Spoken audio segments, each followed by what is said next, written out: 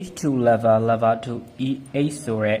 H ကိုအရင်ချစ်ကြတဲ့သူတွေအားလုံးမင်္ဂလာပါခင်ဗျာအဲ့တော့ဒီရက် reading က H ကိုတိုင်ဟောစမပြတ်သေးတဲ့သူတွေ H နဲ့ပတ်သက်ပြီးခံစားချက်ရှိတဲ့သူတွေအတွက်တီးတက် reading ပေါ့နော်အဲ့တော့ reading ခေါင်းစဉ်က2026မှာကောသူပြန်လာမှာလားသူပြန်မလာဘူးလားတစ်ရှူဆောင်ထားမလားပြောရမလားဆိုတာကို pick up by ဒီ crystal ရေးပြီးတော့လုပ်ပြီးမှဖြစ်ပါတယ်အဲ့တော့ထုံးစံအတိုင်းပဲကျွန်တော်ရှိမှာ crystal 3မျိုးချထားပြီးထားတယ်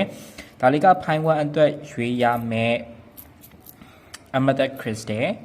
ဒါလေးက pine 2အတွက်ရွှေရမယ် red jasper crystal နဲ့ဒါလေးက pine 3အတွက်ရွှေရမယ် green aperture crystal လေးပါအဲ့တော့2026မှာသူပြန်လာမှာလားမြစ်တာများတဲ့သူကတော့ H က1ယောက်လား2ယောက်လားဆိုပြီးတော့ဘယ်တယောက်ကိုရွှေရမလဲဆိုတဲ့စိတ်တွေအခုလက်တလုံးမှာဖြာများနေတာမျိုးခံစားလိုက်ရပါတယ်အဲ့တော့ဘယ် H ပဲနေပါကိုလိုချင်တဲ့ H ဖြစ်ဖြစ်ကိုမလိုချင်တဲ့ H ဖြစ်ဖြစ်တရရောက်ပြန်လာမှာလားဆိုတာကိုစိတ်ထဲမှာတွေးပြီးတော့ကိုနဲ့ energy match ဖြစ်မယ်ခြင်းနဲ့ပိုင်းတစ်ခုကိုရွေးပေးပါ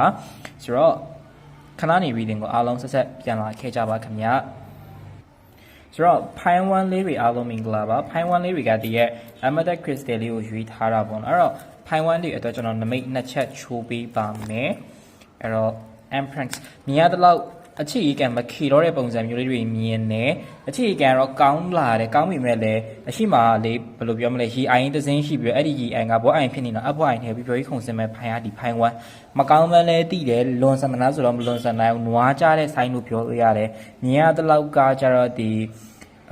Taurus တို့ပြီးနောက်ထပ် Scorpion တို့ပြီးတော့နောက်ထပ် Aries တို့ပေါ့နော်ဒီဆိုင်းတွေထဲကဖြစ်မလားတော့မပြောတတ်ဘူးပေါ့နော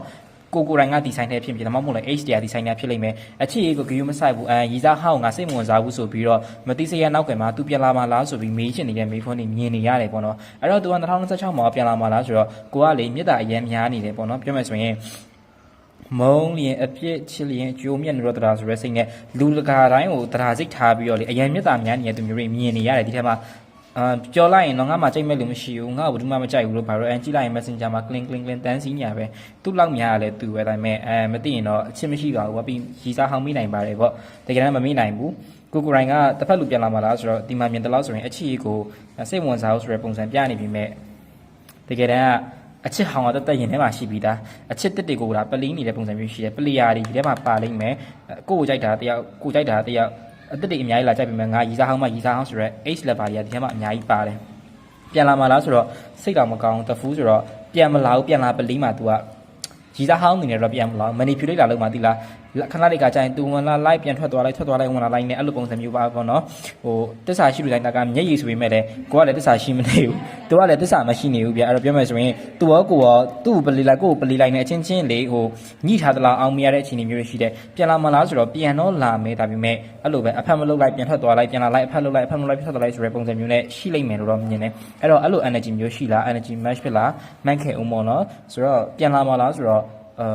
့တယောက်နဲ့တယောက်ကတယုံမပြတ်တောက်နိုင်တဲ့တယုံစီမျိုးတော့ရှိကြတယ်လောလောနဲ့တော့မပြီးနိုင်ဘူးပြန်လာမလားဆိုတဲ့အဖြစ်တော့ကကျတော့ 50% ပြန်လာမယ်ဒါပေမဲ့ 50% ကတော့ပလီးခံရအောင်မယ်ပြန်လာပြီးရင်လည်းသူ့ကိုအရင်လိုပဲပြန်ပလီးမယ်ဆိုတဲ့ energy တော့ရပါတယ်ခင်ဗျဆိုတော့ကုန်တဲ့ energy match ဖြစ်မဖြစ်ကိုမှန်းခဲ့ပြီးဖို့မြေတားရခံပါတယ်ပြီးတော့နောက်ထပ် reading တွေအတွက် like subscribe follow လုပ်ခဲ့ပြီးဖို့မြေတားရခံပါတယ်ခင်ဗျဆိုတော့ see you next video ပါဗျ hello ပိုင်း2လေးမင်္ဂလာပါအဲ့တော့ဒီ reading ကိုပိုင်းမကျွေးပဲနဲ့တွေ့ဖြစ်ခဲ့တယ်ဆိုရင်လည်း energy match ဖြစ်လို့ဒါတော့အဆုံးထိကြည့်တင်သွားတဲ့ reading အဲ့တော့2026မှာကော H ကပြန်လာမှာလားလက်ကဖြူနေရမဟုတ်လို့အဖက်များနေလို့လက်ဖြူတယ်ပြောကြမှာဆိုလို့တလဗမြစ်တာများတဲ့သူအတွက်မှာသစ္စာတရားမရှိဘူးတဲ့အဲ့တော့မြစ်တာများတာကိုလာ H လာ2ယောက်ထဲက1ယောက်ပဲ judgment ပြန်လာလိမ့်မယ်သူပြန်လာလိမ့်မယ်သူပြန်လာမယ်လို့နင်းချင်နေရလားပြန်လာမှာနင်းချင်နေတဲ့အတိုင်းပဲပြန်လာမှာပေါ့နော်အဲ့တော့ညီရတလောက်ကကျတော့တလဗဆိုတော့H နဲ့ကိုနဲ့ကမပြတ်တောင်းနိုင်တဲ့တန်ရောစင်တွေအရင်များတယ်လိုချင်ဖူးစာမလိုချင်ဝတ်ကျွင်းတော့ဟိုဖူးစာလားဝတ်ကျွင်းတော့မသိဘူးပြပြောမယ်ဆိုရင်ဒီရဲ့ယူထားတဲ့ကြောက်အတိုင်းပဲစွန့်စားမှုစံတယ်ဒါပေမဲ့အစွန့်စားမှုစံတဲ့အခိုက်အတန့်မျိုးဖြစ်နေရင်လာမှပဲ how if you rewrite the star ပေါ့နော်ကန်ဂျမိုင်းယူနောက်တစ်ခေါက်ပြန်ရေးပါဖြစ်မှာလဲဆိုပြီးတော့တငယ်ချင်းတွေကတားနေတဲ့ဂျာဟိုဘုံကနေလေးပြန်ပြီးတော့ H မှာ H ဆိုရ H level တွေအရင်များတယ်ပြန်လာမှာလားဆိုတော့ပြန်ဝိုးလာမှာပြီးတော့ပြန်လာပြီးစကားနှစ်ခုပြောမယ်ပေါ့ဘာနှစ်ခုလဲဆိုတော့ငါပတ်စံချီဆိုတဲ့စကားတစ်ခုနဲ့ပြီးနောက်ထပ်တစ်ခုကကျတော့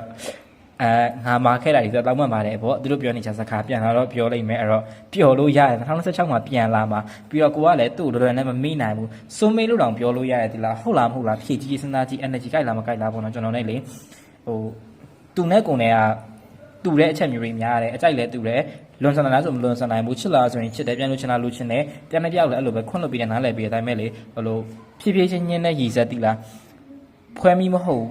sorry ကောက်ယူမိမဟုတ်ခွဲမိကွာဝုန်းကနေထားမလောင်မဲနဲ့တမိမိသွားတဲ့ပုံစံဆိုတော့ပျော်စရာတော့ကောင်းတယ်ပြန်လာမယ်ပြန်လာရင်လည်းအဆင်ပြေနိုင်တယ်အဲ့တော့ရှေ့ဆက်သွားဖို့အာရုံစိုက်လို့ရတဲ့အခြေအနေမျိုးရှိပါတယ်ခင်ဗျာဆိုတော့စုံတဲ့ထိကြီးဖြစ်ခဲ့တယ်ဆိုရင် energy match ဖြစ်မဖြစ်ကိုကိုက်မှန်းခဲ့ပြီးဖို့မြတ်တာရခံပါတယ်ပြီးတော့ကိုနဲ့ energy guide လို့ Terramation ဆိုရင်ကျွန်တော်စီမှာ personal reading လာပြီးလို့ရပါပြီခင်ဗျာ Viber နဲ့ Telegram နံပါတ်ကနေပြီးတော့ဆက်သွယ်ပေးပါခင်ဗျာဆိုတော့ see you next video ပါဗျာပိုင်း3လွဲတွေအားလုံးမင်္ဂလာပါအဲ့တော့နောက်ဆုံးပိတ်အိမ်နဲ့လွဲပိုင်းမရွေးပဲနဲ့ဒီဗီဒီယိုကိုမြင်လိုက်တယ်ဆိုရင်လည်းဒီတိုင်းတက်တက်ကြည့်လို့ရတယ်ပေါ့နော်အဲ့တော့ဒီ2026ဆိုတဲ့ကာလမှာကိုယ့်ရဲ့ age ကပြန်လာမှာလားပြန်လာရင်ကိုလက်ခံတင်သလားဟွာပြန်လာမယ်သူနဲ့ကိုယ်နဲ့ကအခုချိန်ကစပြီးပြန်လာဖို့အကြောင်းဖန်နေတဲ့ပုံစံမျိုးမြင့်အပိုင်းတစ်စက်တဲ့အပိုင်းတစ်စက်တိမ်ပိုင်း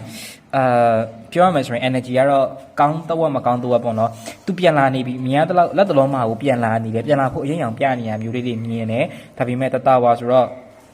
သူဝင်လာလိုက်ပြန်ထွက်လိုက်ရင်ကိုသားနဲ့ဆက်ဆက်ဆိုင်ဒါကိုလက်ခံထားတာငါလူမိုက်ပေါ့နော်ဒါပါပဲကိုဟာလူမိုက်မှန်တိတိရနဲ့မိုက်နေတာပေါ့နော်ဟိုစုပ်လက်စုစားလိုက်ယူကိုဟာနဲ့ကိုဒုက္ခရှာနေတော့လဲပဲ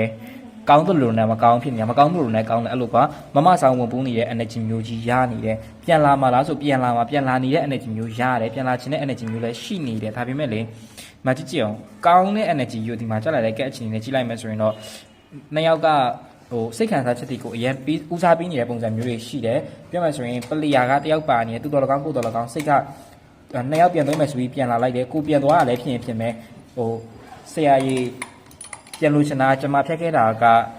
ကျမပဲဆိုတဲ့ပုံစံမျိုးဖြစ်နေရယ်ကိုကပဲမကောင်းခဲ့တာပြီးတော့ကိုကပဲသူ့ကိုပြန်လို့ချင်တဲ့ပုံစံမျိုးတွေကိုကပဲပြန်လို့ချင်တယ်ပြီးတော့ကိုကလက်မခံချင်ဆိုတဲ့ပုံစံမျိုးတွေဟို victim rate တိလာတစ်ဖက်လူကမကောင်းမင်းနဲ့ကိုကိုတိုင်းကမကောင်းမှန်းတိတိရနဲ့ age ကိုဖြစ်နေတဲ့သူမျိုးတွေကပိုင်း3ထဲမှာပါတယ်အဲ့တော့အဓိကကိုယ့်ရဲ့အကျင့်ဗီဇတချို့ပြန်လာမှလားဆိုပြန်လာမယ်ပြန်သွဲလို့ရလားဆိုတော့တော်တော်ညှိယူရမယ်အကက်မျိုးတွေရှိပါတယ်လေခင်ဗျာအဲ့တော့ကိုနဲ့ energy ကိုင်မကိုက်ဆိုတာကိုမှတ်ခဲ့ပြီဖို့မြေတားရခံပါတယ်ပြီးတော့ energy ကိုက်လို့ direct mention ဆိုရင်လည်းဒီ Viber နဲ့ Telegram နံပါတ်ကနေပြီးတော့ personal reading လာမေးလို့ရပါတယ်ခင်ဗျာဆိုတော့နောက်ထပ် video တွေမှာပြန်လည်တွေ့ဆုံကြပါမယ် see you next video ပါဗျ